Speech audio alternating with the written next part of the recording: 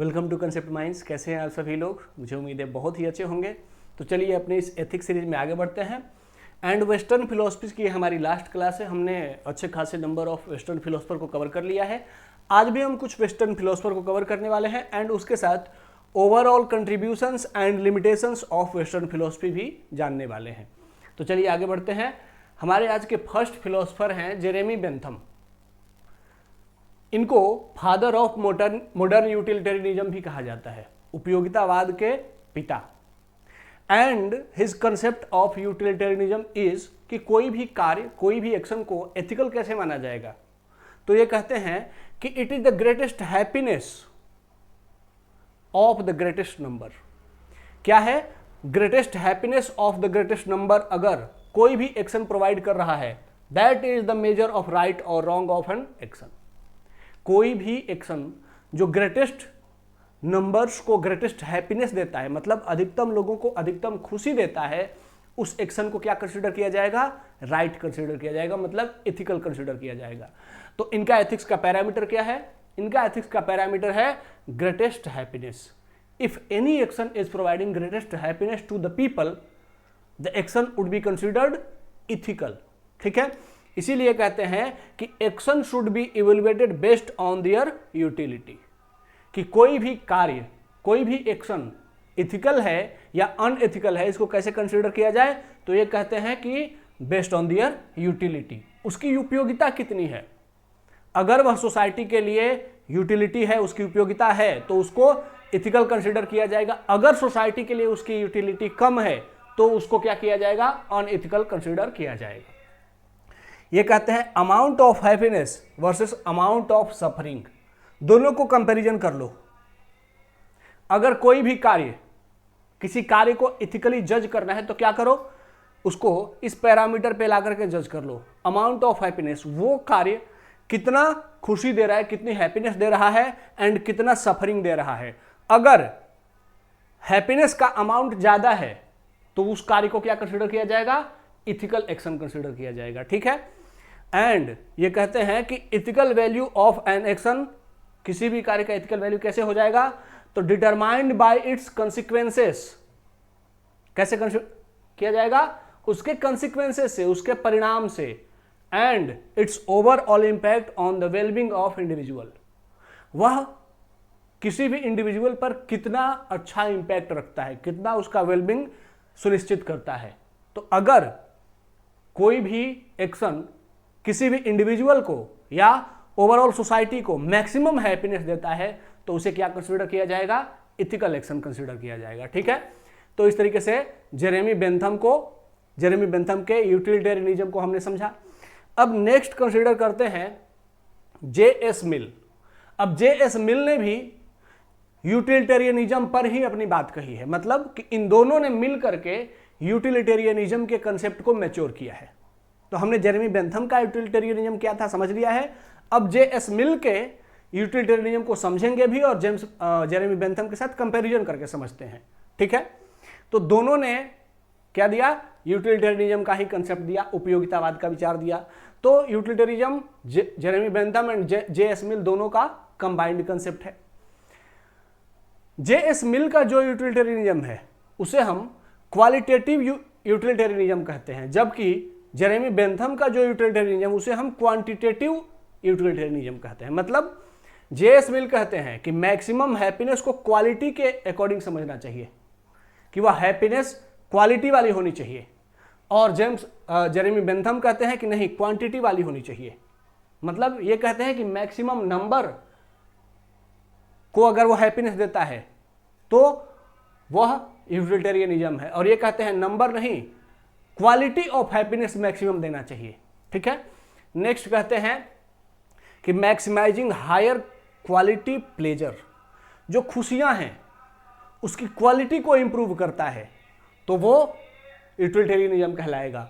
और Jeremy Bentham कहते हैं मैक्सिमाइजिंग टोटल प्लेजर, अगर नंबर ऑफ हैप्पीनेस को बढ़ा देता है तो उसे यूटिलिटेरियनिज्म कहा जाएगा। ठीक है, तो जे.एस. मिल में क्वालिटी पर फोकस है और जेरेमी बेंथम में क्वांटिटी पर फोकस है। ठीक है, जे.एस. मिल कहते हैं, इनका एक फेमस स्टेटमेंट है कि it is better to be a human being dissatisfied than a pig satisfied. कहते हैं कि एक डिससेटिस्फाइड असंतुष्ट इंसान होने से असंतुष्ट इंसान अच्छा है संतुष्ट सुअर की अपेक्षा। ठीक है, मतलब कहते हैं कि आप सुअर हो करके और सेटिस्फाइड हैं तो यह सेटिस्फेक्शन नहीं है। मतलब कि आप कुछ भी सोसाइटी में एक्सपेक्ट नहीं कर रहे हैं, किसी के साथ इंटरेक्शन नहीं कर रहे हैं, अपनी खुशियों को महसूस नहीं कर रहे हैं, you are not having freedom, और फिर आप सेटिस्फाइड हैं, तो यह सही खुशी नहीं है। खुशी क्या है कि आप डिससेटिस्फाइड ह्यूमन बीइंग बन जाओ, ठीक है, लेकिन सेटिस्फाइड सुअर मत बनो। सुअर मतलब स्लेव। ठीक है, कि एक स्लेव है, एक दास है जो अपनी दासता से खुश है। कहते हैं कि नहीं, ये हैप्पीनेस नहीं है। ठीक है, तो हैप्पीनेस क्या है? ये कहते हैं कि quality of pleasure must be improved. आपकी क्वालिटी इंप्रूव होनी चाहिए। अब यहां पर जेरेमी बेंथम क्या कहते हैं? Greatest happiness of the greatest number. इनको इससे मतलब नहीं है कि पिग हो कि ह्यूमन हो, किसी भी तरीके से जो काम सबको सेटिस्फेक्शन दे रहा है, अगर सबको स्लेवरी पसंद आ रही है और सब स्लेवरी में संतुष्ट हैं तो slavery is an ethical action, Jeremy Bentham के अकॉर्डिंग। ठीक है, जबकि जे एस मिल इसके अगेंस्ट हो जाते हैं। वो कहते हैं नहीं, वो पैरामीटर है, पैरामीटर के ऊपर होना होगा तब आप हैप्पीनेस महसूस करते हैं। आप नंबर और सिर्फ महसूस करने से नहीं, बल्कि क्वालिटी ऑफ प्लेजर को बेहतर करने से आप यूटिलिटेरियन या इथिकल होंगे। फिर कहते हैं, जे एस मिल कहते हैं कि humans desire dignity, morality, higher value with pleasure. कहते हैं कि हमें क्या चाहिए? प्लेजर चाहिए, लेकिन प्लेजर कैसा? जिसमें कि इंसान की डिग्निटी भी बनी रहे। सुअर की कोई डिग्निटी नहीं है।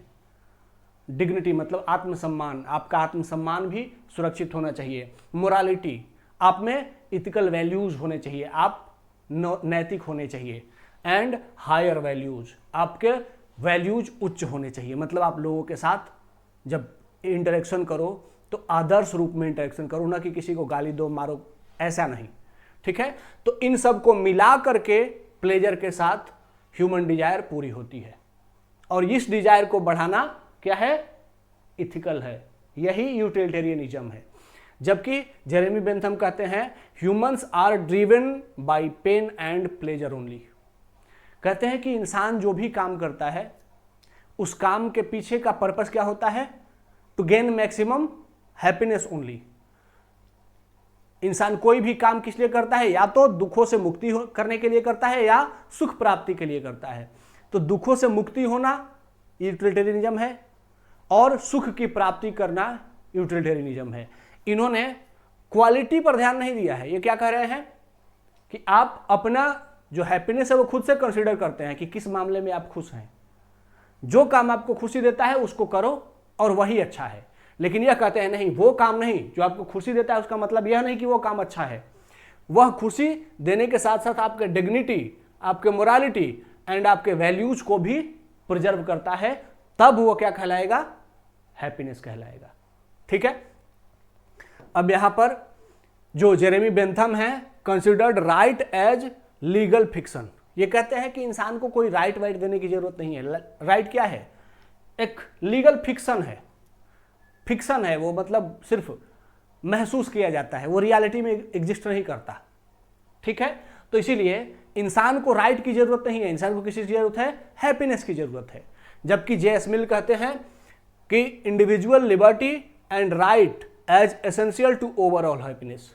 ये कहते हैं कि कोई इंसान पूर्ण रूप से तब खुश हो सकता है जब उसके पास क्या होंगे? उसके पास लिबर्टी होगी, स्वतंत्रता होगी, एंड राइट्स, उसके पास अधिकार होंगे कोई कार्य करने के लिए, तभी वह ओवरऑल हैप्पी हो सकता है। ठीक है, तो यहां पर हैप्पीनेस का मतलब क्या है? यहां पर हैप्पीनेस का मतलब है फीलिंग ऑफ हैप्पीनेस। आप महसूस कर रहे हैं तो ठीक है, वो आपके लिए हैप्पीनेस है, वही आपके लिए इथिकल है। ये कह रहे हैं नहीं, सिर्फ फीलिंग नहीं, फीलिंग के साथ साथ liberty and right, dignity, morality and values, ये सभी आपके पास होना चाहिए, तब आप हैप्पी कंसिडर किए जाएंगे। ठीक है, तो इन दोनों के इथिकल कंसेप्ट हमने समझ लिए, इनके यूटिलिटेरियनिज्म के अलग अलग जो विचार थे वो भी हमने जान लिए। अब आगे बढ़ते हैं। अगले फिलोसफर हैं थॉमस हॉब्स। थॉमस हॉब्स के बारे में कहा जाता है कि इनका एक अपना कंसेप्ट है कि जो ह्यूमन बीइंग है, human being are greedy, lethal and dacoit in nature. कहते हैं कि इंसान स्वभाव से बुरा प्राणी है। इंसान कभी अच्छा सोच ही नहीं सकता, किसी दूसरे के बारे में कभी अच्छा नहीं सोचता। वह हमेशा दूसरे की लूट करके, दूसरे को मार करके उस पर कब्जा करने की सोचता है। इसीलिए टोटल लिबर्टी इनवाइट्स वॉर। इसीलिए कहते हैं कि अगर हम लोगों को टोटल लिबर्टी दे देंगे, पूरी स्वतंत्रता दे देंगे, राइट्स दे देंगे, तो वो क्या हो जाएगा, वो युद्ध की परिस्थितियां पैदा कर देगा। And submission is the best insurance against war. इसीलिए अपने अधिकारों को छोड़ देना युद्ध के लिए क्या है, एक इंश्योरेंस है। अगर आप अपने अधिकार को छोड़ देते हो, अपना सारा राइट स्टेट को दे देते हो, तो वो स्टेट फिर क्या करेगा, आपके सोसाइटी में वॉर को रोक देगा। लेकिन आप अगर राइट एंजॉय करने लगोगे तो सोसाइटी में हर जगह वॉर ही वॉर हो जाएगा, क्योंकि किसी का राइट, जिसके पास ज्यादा राइट, जिसके पास ज्यादा पावर होगा वो ज्यादा राइट एंजॉय करेगा और दूसरे को मारेगा, काटेगा। तो ये इसलिए क्योंकि ह्यूमन बीइंग क्या है, human being is a bad animal. ठीक है, तो इसीलिए कह रहे हैं कि यहां पर लोगों के पास राइट्स नहीं होने चाहिए।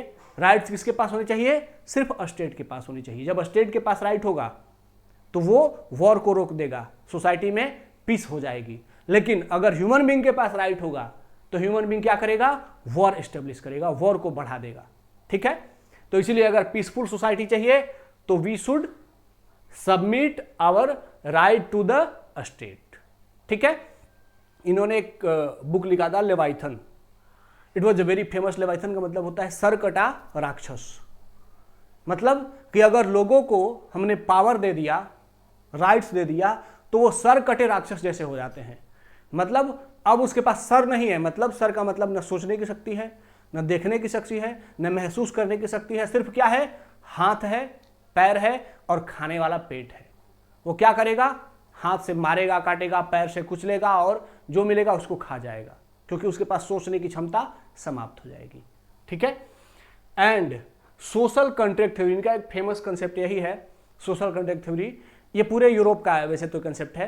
वो कहते हैं कि सोसाइटी में अगर कोई स्टेट नहीं होगा तो सोसाइटी में लोग आपस में एक दूसरे से लड़ कट करके मर जाएंगे। तो ऐसा हुआ था, लोग आपस में लड़ कट रहे थे, इसीलिए लोगों ने आपस में क्या किया कि भाई हम लड़ कट के मर रहे हैं, इससे बेटर है कि हम सभी आपस में मिल करके एक किसी जो सबसे समझदार है उसको अपना लीडर बना दें, कि भाई तुम हमारे लीडर हो, हम अपना सारा राइट तुमको देते हैं, तुम जो ऑर्डर दोगे हम उसको फॉलो करेंगे, हम तुम्हारे ऑर्डर पे क्वेश्चन नहीं करेंगे।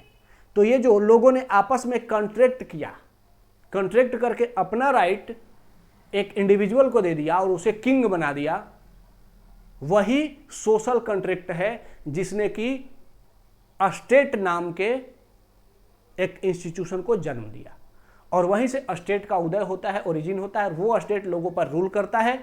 स्टेट अगर पावरफुल होता है तो सोसाइटी में पीस होती है, स्टेट कमजोर होता है, लोग पावरफुल होते हैं तो सोसाइटी में वॉर होता है। ऐसा थॉमस हॉब्स कर रहे हैं। ठीक है, अभी हम इनके कंट्रीब्यूशन और रिलेशन पर नहीं जा रहे हैं, कंसेप्ट समझ ले रहे हैं। अब नेक्स्ट हमारे थिंकर हैं John Locke. John Locke he is considered as father of liberalism. उदारवाद के पिता इन्हें कहा जाता है। एंड इनका एक कंसेप्ट है कि natural rights, there are 3 natural rights of every individual. हर इंसान के पास 3 नेचुरल राइट्स होने चाहिए, प्राकृतिक अधिकार होने चाहिए। And what are their, they are life, liberty and property. कहते हैं कि ये 3 क्या है, नेचुरल राइट हैं जो बाय बर्थ हमें मिले हुए हैं। इसीलिए इन 3 राइट्स को कोई हमसे छीन नहीं सकता। कौन कौन है, लाइफ, जीवन का अधिकार, लिबर्टी, फंडामेंटल राइट, ठीक है, एंड प्रॉपर्टी, संपत्ति का अधिकार। संपत्ति, अधिकार और जीवन, ये 3 हमारे बाय बर्थ मिले हुए इंडिविजुअल को राइट है, इसलिए इसे किसी भी कीमत पे नहीं छीना जा सकता है। जॉन लॉक का ये फिलॉसफी है। ठीक है, आगे बढ़ते हैं। अगले फिलोसफर हैं रूसो। रूसो, इनको हम लोग जानते हैं कि जो फ्रेंच रेवोल्यूशन हुआ था, फ्रेंच रेवोल्यूशन के आइडियोलॉजिकल फादर के रूप में इनको जाना जाता है कि इनके आइडियोलॉजी पर ही फ्रेंच सोसाइटी में रिवॉल्यूशन हुआ एंड जो दुनिया है वह मध्यकाल से आधुनिक काल की ओर इंट्रोड्यूस हो गई, मिडेवल से मॉडर्न इरा की ओर आगे बढ़ गई। तो दुनिया को मॉडर्न इरा की ओर लाने में इनका बहुत बड़ा कंट्रीब्यूशन है और इन्हीं के आइडियोलॉजी पर चल करके फ्रेंच रिवॉल्यूशन हुआ और वहीं से दुनिया मॉडर्निज्म की ओर आगे बढ़ गई। ये कहते हैं कि मैन इज बॉर्न फ्री, इंसान जन्म से स्वतंत्र पैदा हुआ है, but is constrained by societal chain, लेकिन सामाजिक जंजीरों से जकड़ा पड़ा है। तो इंसान कैसा पैदा हुआ है? Born free. तो इन्होंने जो अपनी फिलॉसफी दी उसका ऑब्जेक्टिव क्या है? To secure the freedom of individual from the society. जो सोसाइटी के चेन से इंडिविजुअल बंधा पड़ा है, उसी सोसाइटी के चेन से मुक्त करने के लिए इन्होंने अपनी फिलॉसफी दिया। ठीक है, ये क्या कहते हैं? People are the ultimate authority. कहते हैं कि अल्टीमेट ऑथोरिटी कौन है? People, not a state. People are the ultimate authority, लोगों को अथॉरिटी मिलनी चाहिए। और फिर ये रिपब्लिक का कंसेप्ट लेकर के आते हैं कि ये जो स्टेट के ऊपर एक किंग बना बैठा है कि एक बार किंग बन गया तो जीवन भर किंग रहेगा, उसका बेटा फिर किंग होगा, इसको खारिज करो, डिनाई इट। और फिर रूल कैसा ले आओ? तो एक 5 वर्ष का फिक्स टेन्योर करो और लोगों के पास, जो लोग होते हैं उनके कलेक्टिव विल, मतलब सामूहिक रूप से उनका जो विचार होता है, सामूहिक रूप से वो आपस में बातचीत करें और एक पर्सन को सेलेक्ट करें टू हेड द स्टेट, और वही व्यक्ति उस स्टेट को क्या करेगा? रूल करेगा, but not for life time, for a certain period of time. तो रिपब्लिक का कंसेप्ट लेकर के आते हैं कि एक लिमिटेड टाइम तक वो व्यक्ति रूल करेगा, उसके बाद फिर से इलेक्शन होगा और वो कलेक्टिव विल के माध्यम से फिर से दूसरा व्यक्ति रूल करने के लिए बिठाया जाएगा। ठीक है, तो ये कहते हैं कि लोगों को क्या करना है? फ्रीडम देने हैं, लोगों को फ्री करने हैं। तो फ्रीडम आएगी कैसे? जब उनके ऊपर कोई सोवरेन पावर, जो कि कभी हटाया नहीं जा सकता, वह अगर रूल करेगा तो वह लोगों के फंडामेंटल राइट्स, लोगों के विल को कुचल देगा। लेकिन अगर सभी लोगों के द्वारा मिल करके कोई एक व्यक्ति रूलर बनाया जाएगा और वो भी सर्टेन टाइम के लिए, तो वह लोगों के द्वारा सेलेक्ट किया गया होगा, तो लोगों के लिए काम करेगा। ठीक है, और समय समय पर वो बदलता भी रहेगा। तो इस तरीके से इन्होंने कहा कि हम लोगों को फ्रीडम देंगे, लेकिन कैसे देंगे? तो वो फ्रीडम एक डेमोक्रेसी, एक रिपब्लिक डेमोक्रेसी देगी। ठीक है, तो रूसो का कंसेप्ट हमने जान लिया यहां पर। अब आगे बढ़ते हैं, कंट्रीब्यूशंस ऑफ वेस्टर्न फिलॉसफी। यहां से क्वेश्चन बन सकता है आप लोगों से कि वेस्टर्न फिलॉसफी का ओवरऑल कंट्रीब्यूशन क्या रहा है। पहला, फाउंडेशनल इथिकल थ्योरीज। सबसे बड़ी बात यही है कि वेस्टर्न फिलॉसफी ने ऐसे ऐसे सिद्धांतों को जन्म दिया, ऐसे ऐसे थ्योरीज को जन्म दिया, जिससे कि दुनिया को आगे बढ़ने में आसानी हुई। एंड द थ्योरी वाज, जैसे वर्चू एथिक्स, अरिस्टोटल का वर्चू एथिक्स है, सद्गुण नीति शास्त्र। तो इस थ्योरी ने क्या कहा कि लोगों के अंदर वर्चू होने चाहिए, सद्गुण होने चाहिए। एंड लोगों का ऑब्जेक्टिव क्या है? What is the objective of people? To inculcate virtue. अपने जीवन में जितना वर्चू, जितना सद्गुण आप शामिल करोगे, उतना आप as a human being best considered किए जाओगे, इथिकल कंसिडर्ड किए जाओगे। ठीक है, तो ये कहते हैं कि जीवन का उद्देश्य क्या है, जीवन का लक्ष्य क्या है? इनकलकेट वर्चूज, अपने अंदर सद्गुणों का विकास करो। तो इस तरीके से वर्चू एथिक्स का जो कंसेप्ट है, ये पूरे दुनिया में आदर्श इंसान कैसा होना चाहिए, उसके लिए एक पैरामीटर बनाने के लिए विख्यात हुआ। Second is deontology. Immanuel Kant का यह सिद्धांत है, डियोंटोलॉजी। इमैनुअल कांट कहते हैं कि do your duty first, then accept expect the rights. आप अपने ड्यूटी पर फोकस करो। आप अगर अपनी ड्यूटी पर फोकस नहीं करोगे and you will seek rights only, then you will not find the right.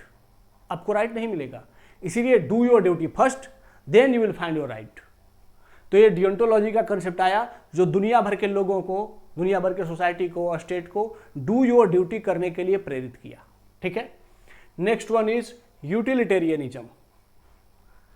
Decision लेने के लिए कि कोई भी सोसाइटी, कोई भी इंडिविजुअल, कोई भी स्टेट कैसे डिसीजन ले, उसमें यूटिलिटेरियनिज्म का कंसेप्ट कि secure maximum happiness to the maximum people. लोगों को अधिकतम खुशी दो, इस आधार पर निर्णय लो कि वह अधिकतम लोगों को अधिकतम खुशी दे। जैसे अगर रेल लाइन बनाने हैं, रेल लाइन बनानेंगे तो बीच में कोई एक गांव आता है, तो replace the village, because one village can not handle the burden of a large number of people. जो बहुत सारे लोगों का बोझ है, रेलवे लाइन बनने से बहुत सारे लोगों का कल्याण हो रहा है, उसके लिए एक गांव को बाधक नहीं बनने दिया जा सकता। तो इसीलिए उस गांव को क्या करो, हटा दो। तो ये जो गांव को हटाने और रेल लाइन बनाने के पीछे की जो विचार है, उसका आधार क्या है, यूटिलिटेरियनिज्म, उपयोगितावाद। ठीक है। सेकेंड कंट्रीब्यूशन है moral principles and concepts. Western philosophy ने बहुत सारे मोरल प्रिंसिपल एंड कंसेप्ट दिए, जैसे freedom, to secure freedom to the individual, जैसे Kant, Immanuel Kant and Rousseau, ये दोनों अपनी फिलोसफी क्यों लेके आते हैं। रूसो क्या कहते हैं, इंसान बाय बर्न फ्री है, लेकिन सोसाइटल चेन से जकड़ा है, तो उसी सोसाइटल चेन से उसको क्या करना है, फ्री करना है। इमैनुअल कांट भी वही कहते हैं डियोंटोलॉजी में, कर्तव्य करो, और कर्तव्य क्यों करो, ताकि सबकी फ्रीडम सुनिश्चित हो सके। तो ये दोनों कॉन्सेप्ट, दोनों जो थिंकर्स थे, इन्होंने क्या किया, लोगों को फ्रीडम से अपडेट करवाया कि फ्रीडम कितना इंपॉर्टेंट है। Next one is justice. Society में जस्टिस का कंसेप्ट प्लेटो का आप लोगों को याद है, फिलोसफर किंग का कंसेप्ट, जब हम लोग प्लेटो पढ़ रहे थे तो फिलोसफर किंग क्यों, फिलोसफर किंग क्या है, जिसमें कि विजडम है एंड जस्टिस है, एथिक्स है। तो अगर किसी किंग में विजडम एंड एथिक्स दोनों हो जाएगा तो उसे कहा जाएगा फिलोसफर किंग। तो वैसा किंग अगर आपका राजा है तो वो हमेशा जस्टिस करेगा। ठीक है। उसी तरीके से रॉल्स का theory of justice, John Rawls क्या कहते हैं कि थ्योरी ऑफ जस्टिस कैसे आएगा, जब सबके पास अपॉर्चुनिटीज इक्वल होंगी। ठीक है। तो सबको, सिर्फ कुछ लोगों के पास बहुत पैसा, कुछ लोगों के पास कम पैसा नहीं, अपॉर्चुनिटीज भी इक्वल हो। जो थोड़े पिछड़े हैं उनके लिए स्पेशल प्रोविजंस किया जाए ताकि सोसाइटी में सबकी वेलबींग हो सके। तो इस तरीके से प्लेटो एंड रॉल्स, इन दोनों ने सोसाइटी को और वर्ल्ड को जस्टिस के कंसेप्ट से अपडेट करवाया। उसी तरीके से नेक्स्ट है फंडामेंटल राइट्स, लोगों के rights, universal rights, fundamental rights और नेचुरल राइट्स। तो इसमें जो जॉन लॉक हैं, उनका कंसेप्ट कि लाइफ, लिबर्टी एंड प्रॉपर्टी, ये बाय बर्थ हमें नेचर का राइट है, नेचुरल राइट है, ये हमें मिलना ही चाहिए। तो इस तरीके से लोगों के राइट्स के बारे में डिस्कशन का शुरुआत हुआ। वो कहाँ से शुरू हुआ, जॉन लॉक के इस कंसेप्ट के बाद। ठीक है। तो जब जॉन लॉक ने अपनी फिलॉसफी दी, तब दुनिया भर में लोगों के राइट्स के बारे में डिस्कशन शुरू हुआ। ठीक है। तो इस तरीके से मोरल प्रिंसिपल्स एंड कंसेप्ट्स के माध्यम से भी दुनिया को, जिसमें कि फ्रीडम, जस्टिस एंड राइट्स के कंसेप्ट से दुनिया को अपडेट करने में वेस्टर्न फिलॉसफी का बहुत बड़ा रोल रहा है। नेक्स्ट है प्रैक्टिकल एप्लीकेशंस। इन्होंने सिर्फ थ्योरीज दिए नहीं, बल्कि उनके प्रैक्टिकल एप्लीकेशंस भी किए, जैसे law and governance, social contract theory के माध्यम से, जैसे हॉब्स ने बताया था कि कैसे हम लोगों के पास स्टेट क्यों चाहिए, ताकि सोसाइटी में पीस हो सके, इसलिए हमें स्टेट चाहिए। तो स्टेट क्या करता है, लोगों के फंडामेंटल राइट्स को बैलेंस करता है। और जो रूसो का स्टेट है, वो क्या करता है, लोगों के फ्री विल से आया है, लोगों ने उसको सेलेक्ट किया है, तो वह लोगों के फंडामेंटल राइट को क्या करेगा, प्रिजर्व करेगा। तो स्टेट के लिए सोशल कॉन्ट्रैक्ट थ्योरी के माध्यम से उन लोगों ने लॉ एंड गवर्नेंस, इनको कैसा होना चाहिए एक्सपेरिमेंट भी करके बता दिया। उसी तरीके से यूटिलिटेरियनिज्म, इसने क्या किया, बताया कि लॉ एंड गवर्नेंस में डिसीजन कैसे लिए जाने चाहिए, लॉ बनाते समय लोगों को, लॉ मेकर्स को क्या क्या ध्यान रखना चाहिए। कोई भी ऐसा लॉ नहीं हो सकता जो यूनिवर्सली एक्सेप्टेड हो, कोई भी ऐसा लॉ नहीं बना सकते आप, कोई भी ऐसा कानून नहीं बना सकते जिससे कि सब लोग खुशी खुशी स्वीकार कर लेंगे। कुछ लोग हमेशा नाराज होंगे, तो ऐसे में हम सिर्फ उन कुछ लोगों को देखने लगेंगे तो कानून ही नहीं बनेंगे, लॉ ही नहीं बनेगा। इसलिए हमें लॉ बनाते समय क्या ध्यान रखना पड़ेगा, यूटिलिटेरियनिज्म का ध्यान रखना पड़ेगा कि मैक्सिमम लोगों को मैक्सिमम हैप्पीनेस मिल रहा है तो लॉ बनना चाहिए। ठीक है, next one is critical reflection and debate. इन लोगों ने, वेस्टर्न फिलोसफर ने जो फिलोसफी दी, उस फिलोसफी में कुछ लिमिटेशंस थी, कुछ कमियां थी, और उस कमियों को लेकर के सोसाइटी में एक डिबेट की शुरुआत हो गई। उनकी आलोचना भी होने लगी, उनके आलोचना से भी नए नए कंसेप्ट आने लगे, और इस तरीके से उनके कंसेप्ट पर डिस्कशन से भी नए नए कंसेप्ट का ओरिजिन हुआ। जैसे फेमिनिज्म, फेमिनिज्म का ओरिजिन कहाँ से होता है, जब जो यूरोप के थिंकर्स थे वो मेल ओरिएंटेड सोसाइटी के लिए कंसेप्ट दे रहे थे और महिलाओं के राइट पर बात ही नहीं कर रहे थे, तो उसके बाद फिर महिलाओं में ये बात, जैसे फ्रेंच रिवॉल्यूशन हुआ, तो फ्रेंच रिवॉल्यूशन में क्या किया गया, यूनिवर्सल मेल वोटिंग राइट का कंसेप्ट लाया गया कि सभी पुरुषों को मतदान करने का अधिकार है लेकिन महिलाओं को नहीं। तो जब सभी पुरुषों को वोटिंग करने का राइट मिला तो अब महिलाओं में भी इस बात पे भावना आई कि सिर्फ मेल क्यों, हम फीमेल क्यों नहीं। तो फ्रेंच रिवॉल्यूशन का जो कंसेप्ट आया उसने महिलाओं को भी जागरूक किया। ठीक है, उसी तरीके से एथिक्स ऑफ केयर, जो आप काम कर रहे थे उस काम को रिस्पेक्ट मिला, लेकिन जो घर के अंदर महिलाएं काम कर रही थी उन काम को कोई रिस्पेक्ट नहीं था। तो उससे जुड़ करके फिर महिलाओं ने अपने मूवमेंट शुरू किए कि हमारे घर के अंदर जो हम काम करते हैं हाउस मेकिंग में, उसको भी क्या मिलना चाहिए, रिस्पेक्ट मिलना चाहिए, उसकी भी एक वैल्यू होनी चाहिए सोसाइटी को।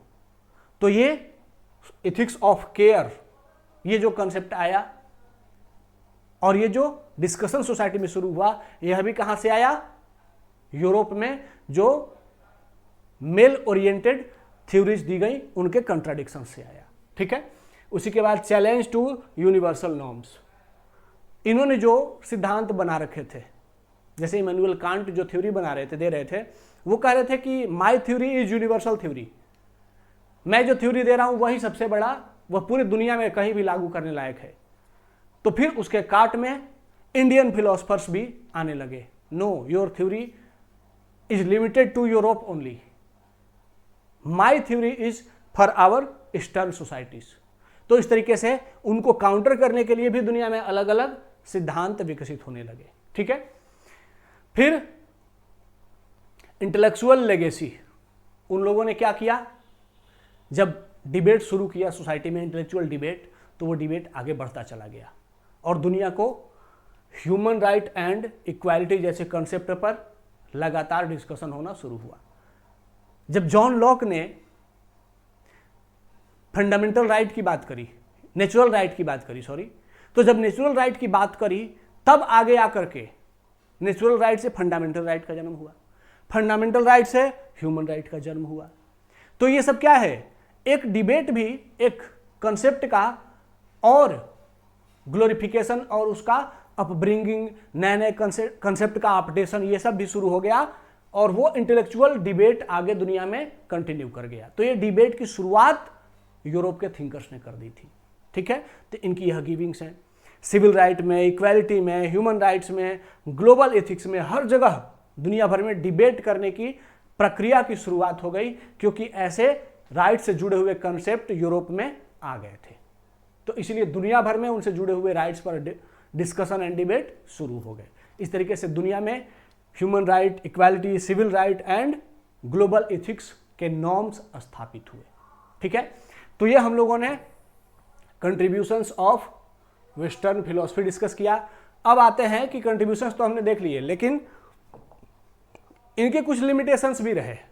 अब लिमिटेशंस क्या है, सबसे पहला लिमिटेशन यही है कि यूरोसेंट्रिज्म है इनमें, मतलब इन्होंने जो फिलॉसफीज दी हैं वो यूरोप को सेंटर में रख के दिया है।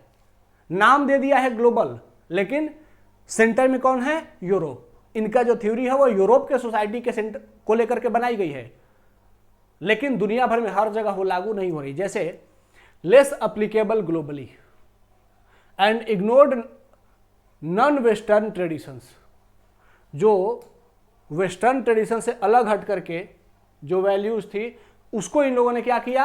इग्नोर किया। मतलब India, China, Africa, south America, यहां पर जो इथिकल नॉर्म्स थे उनको इग्नोर किया और सिर्फ यूरोप के लिए अपना एक कंसेप्ट दिया। ठीक है। नेक्स्ट क्रिटिसिज्म है कि ओवर एम्फेसिस ऑन रेशनैलिटी, एकदम रेशनल हो जाओ, निष्पक्षता पर बहुत अधिक जोर है, बहुत अधिक ध्यान दिया गया। And glorified reason as highest moral क्या है? फैकल्टी। अब रीजन मतलब तर्क को सबसे ज्यादा केंद्र में रख दिया कि हम कोई भी काम कर रहे हैं, ईश्वर है या नहीं है, तो रीजन के माध्यम से, तर्क के माध्यम से ईश्वर को सिद्ध नहीं किया जा सकता, तो ईश्वर नहीं है। ठीक है। तो इन्होंने क्या किया? रीजन को इतना ग्लोरीफाइड कर दिया कि हर काम को देखने के लिए रेशनल अप्रोच लेकर के आओ। उस काम के पीछे का कंसेप्ट छोड़ो, वो काम रेशनल अप्रोच से देखो। ईश्वर का कंसेप्ट क्या है? टू मेक पीपल इथिकल, इसीलिए गॉड का कंसेप्ट है। लेकिन ये कह रहे हैं कि गॉड का एग्जिस्टेंस है क्या? प्रूव किया जा सकता है? नहीं, तो फिर गॉड नहीं है। ठीक है। जबकि and ignored emotions, relationship and social context, इन्होंने लोगों की भावना को कहा भावना से कोई मतलब नहीं है। If action is providing maximum happiness to the people, तो मैक्सिमम हैप्पीनेस अगर हो रहा है तो कर लो, भावना होना मत देखने जाओ। ठीक है। लोग जंगल में रह रहे हैं, उन लोगों को हमने मान लिया कि उन लोगों को हैप्पीनेस कैसे आएगा? उन लोगों को ट्राइबल सोसाइटी में हैप्पीनेस आएगा जब उनको हम एजुकेशन देंगे, क्योंकि उनको अपने बारे में समझ नहीं है, इसीलिए उनको एजुकेशन दो। जबकि वो क्या है? अपने ट्राइबल कल्चर से, ट्राइबल वैल्यूज से खुश हैं, लेकिन फिर भी हमें उनको क्या करना है? इंग्लिश एजुकेशन देना है। क्यों? क्योंकि यही मैक्सिमम हैप्पीनेस का क्राइटेरिया है जेएस मिल का, कि मैक्सिमम हैप्पीनेस देना है। लोगों को खुद की समझ नहीं है, वो जंगलों में जानवरों की तरह रह रहे हैं, उनको बस लेकर के उनको पढ़ा दो, उनको सोसाइटी में आओ, उनको वेस्टर्न क्लोथ्स पहना दो, उनको इंग्लिश पढ़ना सिखा दो, ये हो गया। तो ये जो इमोशंस हैं, रिलेशनशिप हैं एंड सोशल कंटेक्स्ट है कि सोसाइटी के लिए भी आपकी कुछ रिस्पॉन्सिबिलिटीज हैं इंडिविजुअल की, इस पर वेस्टर्न थिंकर्स ने कुछ खास बात नहीं किया। उन्होंने सिर्फ इंडिविजुअल के राइट्स पर बात किया, सोसाइटी के राइट्स पर कम बात किया। अगला है इंडिविजुअलिज्म वर्सेस कोलेक्टिविज्म, व्यक्तिवाद वर्सेस सामूहिकतावाद। इंडिविजुअलिज्म में इन्होंने क्या किया? More focus on individual rights, लोगों के अधिकार कैसे बढ़ेंगे इस पर खूब बात हुई वेस्टर्न थिंकर्स के द्वारा, बट अंडरमाइंस कम्युनिटी। लेकिन सोसाइटी के बारे में बात नहीं किया कि क्या लोगों की रिस्पॉन्सिबिलिटी भी है सोसाइटी के लिए, इस पर बात नहीं कर रहे हैं। ड्यूटी के बारे में हार्डली थोड़ा सा बात कांट ने किया है, बाकी और यूरोपियन फिलोसफर्स ड्यूटी पर कोई बात नहीं कर रहे हैं। नहीं, हमारी ड्यूटी से कोई मतलब नहीं, हमें राइट्स चाहिए। और इसीलिए उस सोसाइटी में क्या हुआ? कैपिटलिज्म का जन्म हुआ। ठीक है। Capitalism as an economical concept आया उस सोसाइटी में। क्यों? क्योंकि उस सोसाइटी में राइट्स पर अधिक फोकस है और हमारे सोसाइटी में ड्यूटी पर अधिक फोकस हो। जैसे भगवद गीता निष्काम कर्म करने की बात करती है, कर्म करो और कर्म निष्काम होकर के करो, because it's your duty. Rights की बात मत करो। तो हमारे यहां ड्यूटी पर फोकस है, उनके यहां राइट्स पर फोकस है। एंड सोशल हार्मोनी, उनको इससे कोई मतलब नहीं है। या फिर ईस्टर्न एथिक्स के ये सब जो कंसेप्ट है, इनको उन्होंने पूरा पूरा इग्नोर किया, वो सिर्फ इंडिविजुअल राइट्स पर ज्यादा फोकस रह गए। ठीक है। अगला क्रिटिसिज्म है लैक ऑफ स्पिरिचुअल डायमेंशन। उन्होंने स्पिरिचुअलिटी, जो रिलीजन है, जो धर्म है, इसके कंटेक्स्ट को पूरा पूरा इग्नोर किया। मैक्सिमम थ्योरीज आर सेकुलर और एथिस्टिक। या तो उनके जो कंसेप्ट थे, थ्योरीज थे, वो सेकुलर रहे या फिर एथिस्टिक, मतलब कि ईश्वर को नकारने वाले रहे। तो अब ये जो स्पिरिचुअल डायमेंशन है, यह इंसान के लाइफ में क्या रोल प्ले करता है, इसकी क्या इंपॉर्टेंस है, इसको उन्होंने टोटल इग्नोर किया। नेक्स्ट है कॉलोनियल लीगेसी। बहुत सारी उनकी फिलॉसफीज ऐसी थी जिन्होंने कॉलोनियलिज्म को, इंपीरियलिज्म को प्रमोट किया कि जाओ दुनिया भर में जाकर के कब्जा करो। जैसे जो and even supported imperialism and racism also, imperialism को तो प्रमोट किया है, रेसिज्म को। जैसे हीगल एंड जेम्स मिल का justified colonialism as civilizing mission. अब जैसे हीगल और मिल हैं, ये क्या कह रहे हैं कि हम दुनिया में जा रहे हैं लोगों को कॉलोनी बनाने, लोगों को अपने अंदर कंट्रोल करने। क्यों? क्योंकि हमारे ऊपर रिस्पॉन्सिबिलिटी है किस बात की? दुनिया को सिविलाइज बनाने की। तो व्हाइट मैन्स बर्डन थ्योरी लेकर के आए कि हम व्हाइट मैन्स हैं, ऑलरेडी सिविलाइज्ड हैं, और अब बाकी दुनिया को सिविलाइज करना हमारी रिस्पॉन्सिबिलिटी है। तो हम पूरी दुनिया को क्या करेंगे? पूरी दुनिया को अपनी कॉलोनी बनाएंगे, पूरी दुनिया पर अपना इंपीरियल शासन थोपेंगे और वहां पर रूल करके और उन लोगों को अपने जैसा बनाएंगे। तो लोगों को अपने कंट्रोल में करना, लोगों के राइट्स को छीन लेना, लोगों के सब कुछ कब्जा कर लेना, उनको लूट लेना, इसका भी आधार कहां से आता है? हीगल एंड मिल के थ्योरीज से आता है। तो इनकी थ्योरीज जो थी, उन्होंने क्या किया? कॉलोनियलिज्म को भी प्रमोट किया। नेक्स्ट है नेग्लेक्ट इकोलॉजी एंड नेचर। क्योंकि इनकी जो थ्योरीज थी वो सिर्फ फंडामेंटल ह्यूमन सेंट्रिक थी कि इंसान को कैसे ज़्यादा से ज़्यादा पावरफुल बनाए। तो इंसान को जब पावरफुल बनाओगे तो इंसान बाकी सभी जो भी चीज़ें हैं, बाकी सबका शोषण करेगा। तो इसीलिए यूरोप में क्या हुआ? वहां पर लगातार नेचर को डिस्ट्रॉय किया गया और प्रकृति को तो उन्होंने ऐसे लूटा कि आज हम ग्लोबल वार्मिंग के जो समस्या से पीड़ित हैं, the root cause of this problem is in Europe, और उनकी आइडियोलॉजी में है, क्योंकि वो नेचर के बारे में सोचते ही नहीं है, अन्य किसी लिविंग एंटिटीज के बारे में सोचते ही नहीं। दूसरा कोई जीवन, दूसरा कोई जीव, उसके बारे में हमें कोई मतलब नहीं, हमें सिर्फ ह्यूमन से मतलब है। ह्यूमन को मैक्सिमम हैप्पीनेस होना चाहिए, और इसके चक्कर में उन्होंने क्या किया? इंडस्ट्रियल रेवोल्यूशन लेकर के आ गए। इंडस्ट्री बनाओ, खूब पैसा कमाओ, जितना कमा सकते हो कमाओ, जितने जंगल काट सकते हो काटो, जितने नदियों को पॉल्यूट कर सकते हो करो, क्योंकि अगर इससे इंसान को हैप्पीनेस मिलती है तो करते रहो। तो इससे क्या हुआ कि इकोलॉजी एंड नेचर को पूरा पूरा डिस्ट्रॉय कर दिया उनके थ्योरीज ने, उनके कंसेप्ट्स ने। ठीक है, तो ये सब कुछ उनके लिमिटेशंस हमने देखे। अब अगर